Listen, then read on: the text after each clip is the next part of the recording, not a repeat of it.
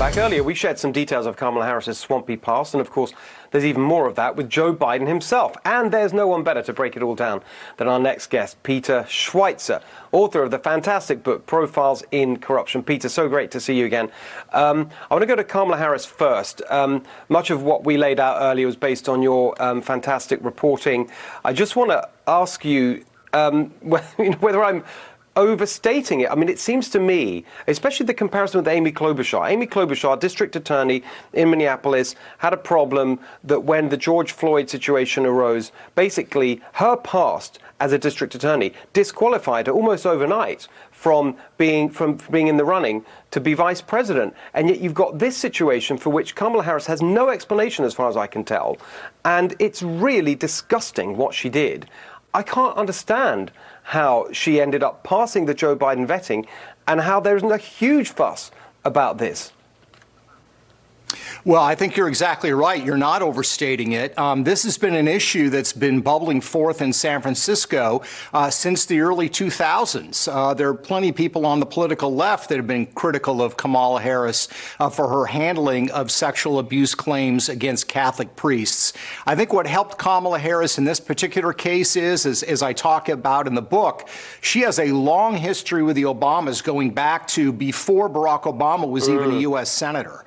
I think that certainly helped. I also think her ability to raise money was a factor. Joe Biden's not a great fundraiser. Kamala Harris is. Now, the problem is the way in which she raises money is often related to the manner in which she chose to prosecute or not prosecute cases, both in Sacramento and San Francisco. So it is deeply troubling. There is no easy explanation for it. Her claim that she would not release these records because she was protecting the victims are absolutely furious at that explanation. So she simply does not have a good explanation for this.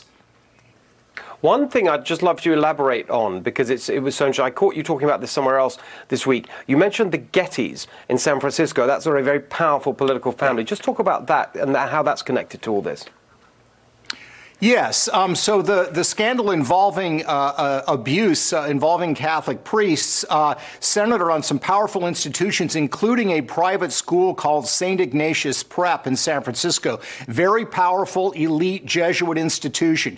Jerry Brown is an alma mater. Jerry Brown waxes eloquently about how great a school it was, how it formed him. He's still involved. It's also a school where very powerful families have sent their kids for generations, including the Getty family. In fact, members of the Getty family sit on the board of directors of St. Ignatius.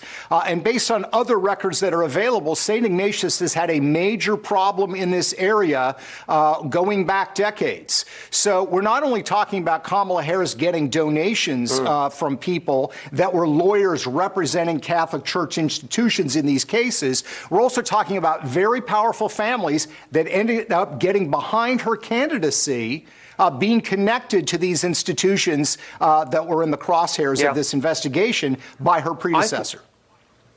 I think there's a lot more on this. We're going to keep digging. Just very quickly, Peter, we don't have a lot of time, but just on Joe Biden, his terrible swampy past. What would you say, just in terms of a headline, is the area that we should be paying most attention to with his corruption in the past?